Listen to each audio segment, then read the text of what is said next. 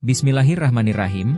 Dengan mengucapkan syukur alhamdulillah, kita panjatkan puji syukur kehadirat Allah Subhanahu wa Ta'ala, Tuhan yang Maha Esa, yang telah memberikan kita kesempatan untuk mendengarkan kitab Islami dalam kitabun majelis ini.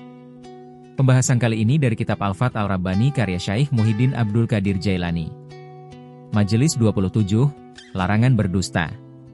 Hari Jumat pagi tanggal 7 Jumadil awal 545 di Madrasah, Syaikh Abdul Qadir Jailani menyampaikan ceramahnya.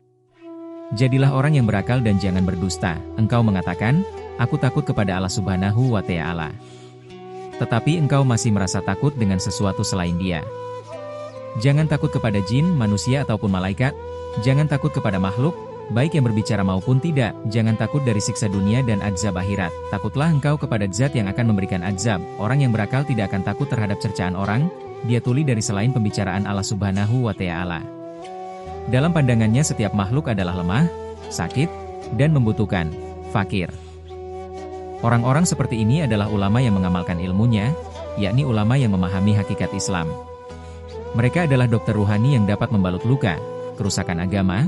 Wahai orang yang terluka agamanya, datangilah mereka agar mereka dapat membalut luka yang terdapat pada agamamu.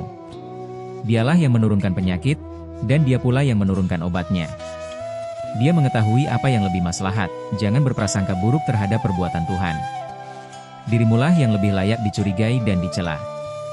Katakanlah kepada dirimu, anugerah adalah untuk orang-orang yang taat, dan tongkat hanya untuk orang-orang yang durhaka. Apabila Allah Subhanahu wa Ta'ala menghendaki kebaikan bagi seseorang, maka Dia akan mengujinya. Apabila ia bersabar, maka Allah Subhanahu wa Ta'ala akan mengangkatnya, memperbaiki keadaannya dan menjadikannya menerima. Ya Allah, kami memohon kepada MU kedekatan denganmu tanpa ujian. Lembutlah terhadap kami dalam ketentuan dan ketetapan MU. Jauhkan kami dari kejahatan orang-orang yang jahat. Peliharalah kami sesuai dengan kehendak MU. Kami memohon kepadamu ampunan dan kesehatan dalam agama, dunia dan akhirat. Kami memohon kepada MU taufik untuk beramal syalih serta ikhlas dalam beramal.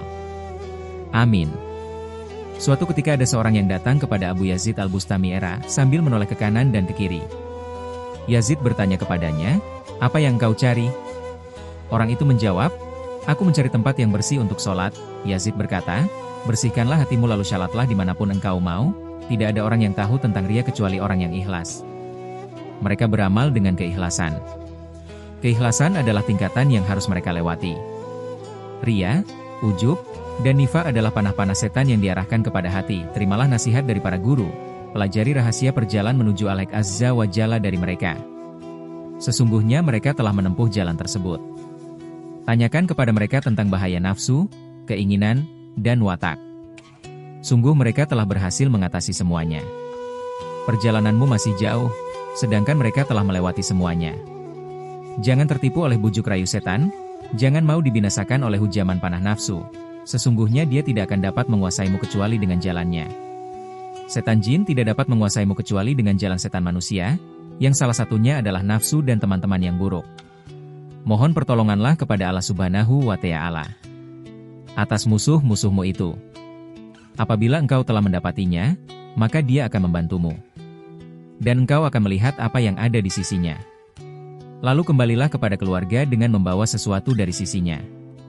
Kemudian tolonglah seluruh manusia dari belenggu musuh-musuh itu. Katakan kepada mereka, datanglah kepadaku dengan keluarga kalian semua. Ketika Nabi Yusuf alaihi salam telah mendapatkan kejayaan dan kerajaan, dia berkata kepada keluarganya, bawalah keluargamu semuanya kepadaku. Quran Surat Yusuf, 93. Orang yang celaka adalah orang yang terhalang dari Allah Subhanahu wa Ta'ala. Dia tidak dapat berdekatan dengannya, baik di dunia maupun di akhirat. Pada sebagian kitabnya Allah Subhanahu wa Ta'ala berfirman, apabila engkau telah kehilangan aku, sesungguhnya engkau telah kehilangan segalanya. Bagaimana engkau tidak akan kehilangan Allah Subhanahu wa Ta'ala? Sedangkan engkau berpaling darinya dan dari orang-orang mukmin. Bahkan engkau menyakiti mereka dengan ucapan dan perbuatanmu. Engkau berpaling dari mereka lahir dan batin. Rasulullah Shallallahu alaihi wasallam bersabda, menyakiti orang mukmin dosanya lebih besar 15 kali di sisi Allah daripada menghancurkan Ka'bah dan Baitul Mamur. Celakalah engkau. Perhatikanlah wahai orang yang masih menyakiti wali Allah Subhanahu wa Ta'ala. Padahal mereka adalah orang-orang mukmin yang syalih dan marifat kepadanya. Mereka senantiasa tawakal kepadanya.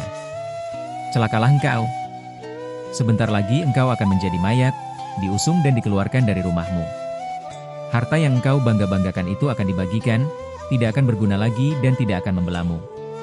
Ya Allah, fanakanlah kami dari segala sesuatu selain engkau, pertemukan kami dengan engkau. Ya Allah, berilah kami manfaat dari apa yang kami katakan, dan berilah mereka manfaat dari apa yang mereka dengar dariku.